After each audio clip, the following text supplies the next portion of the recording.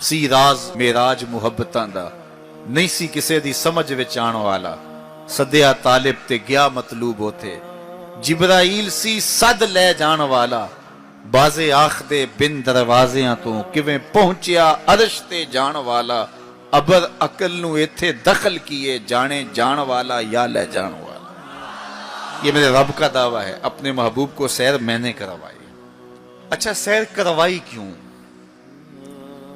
तो कहा कि मैं अपने अजायब कुदरत की निशानियां अपने अब्दे खास को, अब्दे मुनीब को, अब्दे मुख्तार को, अब्दे मुकर्रम को दिखाना चाहता हूं।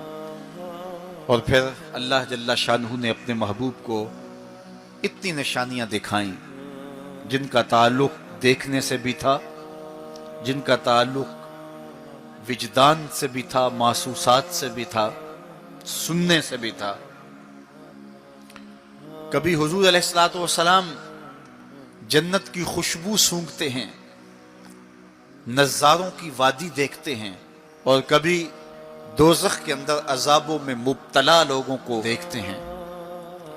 और फिर अपनी उम्मत को बयान भी फरमाया ताकि वो उन आमाले बद से बच जाएं जो जहन्नम में ले जाने का सबब और जरिया है।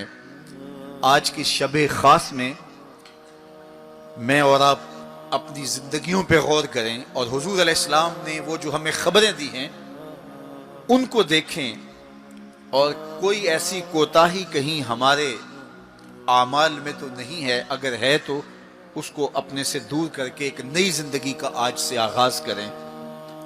हुजूर अलैहिस्सलाम ने फरमाया कि मैंने कुछ लोगों को देखा कि पत्थरों से उनके सर कुचले जा रहे हैं, और पत्थरों से कुचलने की वजह से उन लोगों के सर कीमे की तरह हो जाते, कूट दिए जाते हैं पत्थरों से, लेकिन थोड़ी देर के बाद फिर सही हो जाते हैं, लेकिन फिर दोबारा उनके सर कुचले जाते। तो मैंने पूछा, जिब्रील ये कौन लोग हैं?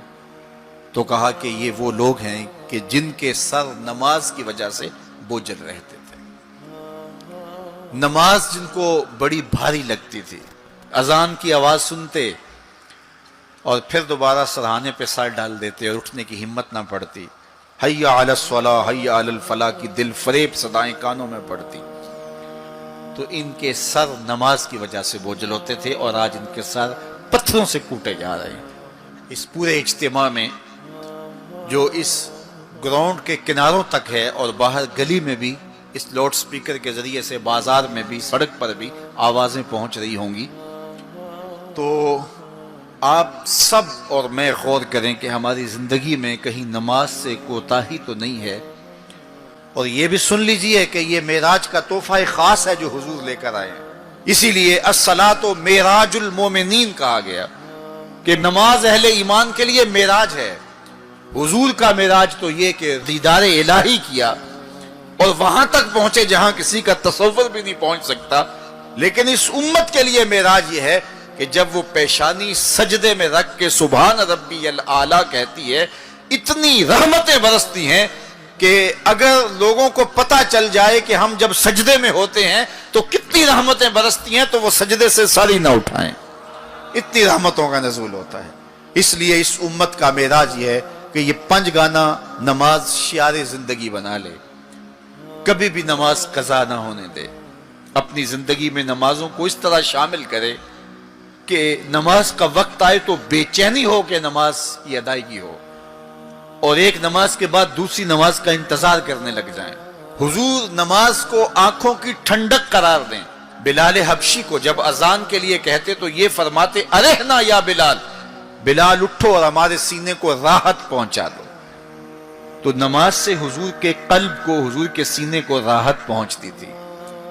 मैं और आप जितने लोग यहां आए हैं और जिस हुजूम के साथ, जिस शौक के साथ, जिस वलवले के साथ और जिस मोहब्बत के साथ आए हैं, यकीनन आप और मैं हुजूर को राजी करने आए हैं, अपने रब को राजी करने आए हैं, आकाए दो आलम की रिजा के हुसूल के लिए हम आए हैं। तो हुजूर की रिजा के तालिब बन के आज के इस इज्तिमा में आने वालों, अगर तुम चाहते हो कि हुजूर हमसे राजी हो जाएं, तो अगर बदकिस्मती से कोई बेनमाजी है تو آج عزم کر کے جائے کہ آج کے بعد نماز نہیں چھوڑوں گا، اللہ کے رسول راضی ہو جائیں گے انشاءاللہ، چونکہ حضور نے نماز کو اپنی آنکھوں کی ٹھنڈک قرار دیا ہے، یہ حضور کے لیے راحت کا سبب تھا۔ تو 5 گانا نماز شیار زندگی رکھ۔ جبریل براق لے کے حضور کی خدمت میں حاضر ہوتا ہے۔ حضور فرماتے ہیں دون البغل فوق الحمار، وہ جو براق تھا وہ خچر سے کچھ چھوٹا تھا اور گدھے سے کچھ بڑا تھا، تو میرے لیے براق تیار ہے۔ تو جبریل نے کہا کہ سب سے پہلے آپ کے دل کو غسل دینا ہے، تو فرماتے ہیں کہ میرے سینے سے دل کو نکالا گیا اور ایک تشتری میں رکھا گیا، اللہ اکبر، اور آب زمزم سے اس کو غسل دیا گیا۔ جب دل کو غسل دیا گیا تو جبریل نے حضور کے قلب اطہر کو دیکھا تو حیران ہو گئے اور بے ساختہ پکار اٹھے۔ علامہ بدر الدین عینی نے شرح صحیح بخاری کے اندر لکھا ہے کہ جو ہی قلب مصطفیٰ جبریل نے دیکھا تو بے ساختہ پکار اٹھے کہ قلب سدید فیہ عینان تبصران و اذنان تسمان، واہ واہ کیسا دل ہے جس میں 2 آنکھیں ہیں دیکھتی ہیں، 2 کان ہیں جو سنتے ہیں۔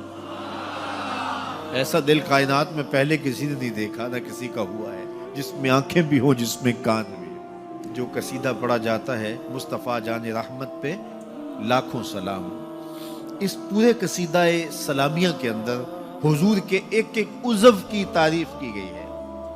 کبھی ہونٹوں کا ذکر کرتے ہیں، پتلی پتلی گلے قدس کی پتیاں، ان لبوں کی نزاکت پہ لاکھوں سلام۔ کبھی ہاتھوں کا ذکر کرتے ہیں، ہاتھ جس سمت اٹھ گئے غنی کر دیا، بحر موج سماحت پہ لاکھوں سلام۔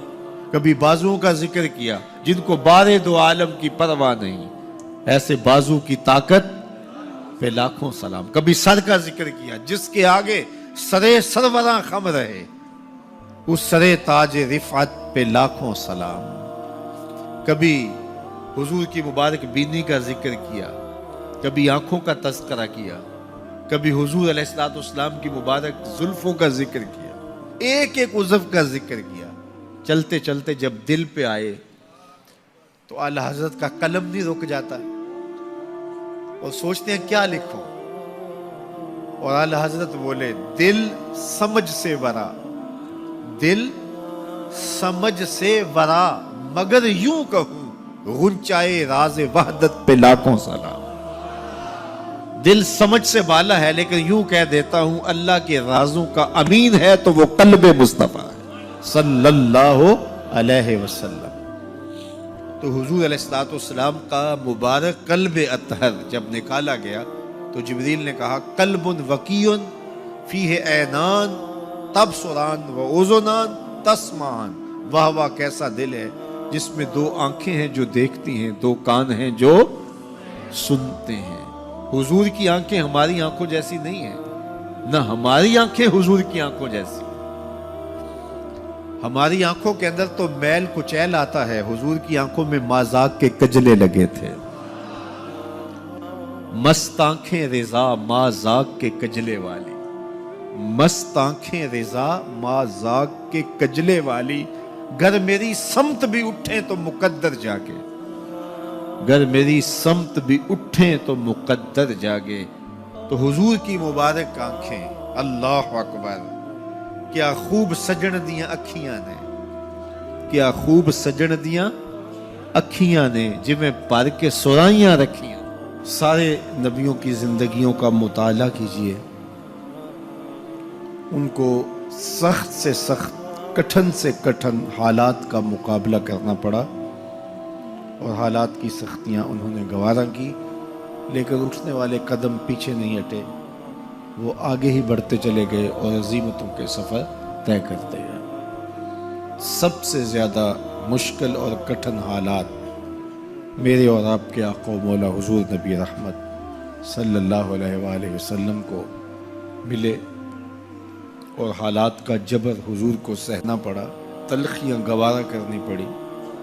پیدا ہوئے تو باپ کا سایہ سر پہ نہیں تھا، 6 سال کی عمر تھی کہ ماں انتقال کر گئی۔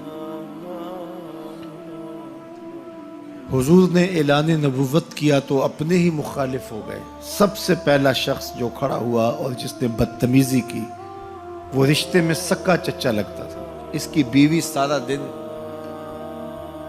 جا کے جنگل میں کانٹے جمع کرتی تھی، ام جمیل، اور جن راہوں سے حضور نے گزرنا ہوتا ان راہوں میں بکھیر دیتی کہ پاؤں زخمی ہوں گے اور منزل پہ پہنچ نہیں سکیں گے، لیکن میرے حضور گھر سے نکلتے ہیں، ان کانٹوں سے بچ کے گزرتے ہیں اور ان گڑھوں سے بچ کے گزرتے ہیں اور پھر بھی ان تک پہنچ جاتے ہیں۔ کھود لیے گڑھے، بچھا لیے کانٹے، آ گیا ہوں تمہارے پاس پیغام آ گیا۔ عقبہ بن ابی معیط حضور کے گلے میں کپڑا ڈال کے تو دیتا ہے، حضور کے گھر کے سامنے کوڑا پھینک جاتے ہیں، اجڑیاں حضور علیہ السلام کے بدن میں حالت سجدہ میں ڈال دی جاتی ہیں۔ اور یہ وہی ایام ہیں کہ حضور کا شفیق چچا کفار کی ریشہ دوانیاں بڑھتی ہیں تو بولتے ہیں کل ما اجبتا، میرے بھتیجے جو تمہارے من میں آتا ہے کہو، میں جو ہوں تمہاری پشت پہ کھڑا ہوں میں۔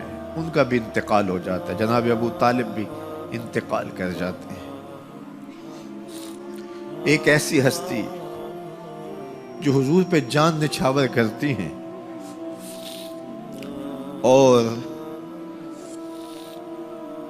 کوئی بھی تکلیف ہوتی ہے تو حضور ان سے بات کرتے ہیں تو دل کا بوجھ ہلکا ہوتا ہے، وہ ہے زوجہ رسول سیدہ خدیجہ الکبریٰ رضی اللہ تعالی عنہ۔ نزول وحی کے بعد جب حضور کی طبیعت پر ایک گرانی آتی ہے تو وہ خدیجہ الکبریٰ ہی تھی جو کہتی ہیں کہ کلا واللہ ما یخزیک اللہ ابدا، حضور آپ پریشان نہیں ہوں، آپ کا رب آپ کو کبھی بھی تنہا نہیں چھوڑے گا اور آپ کو پریشان نہیں ہونے دے گا، اس لیے کہ آپ دکھیوں کے کام آتے ہیں، ضرورت مندوں کی ضرورتیں پوری کرتے ہیں، اور جن کا کوئی کمانے والا نہیں آپ اس کی مدد کے لیے کھڑے ہوتے ہیں، یتیموں کا سہارا ہیں اور بیواؤں کا آسرا ہیں۔ آپ کا رب آپ کو کبھی بھی پریشان نہیں ہونے دے گا۔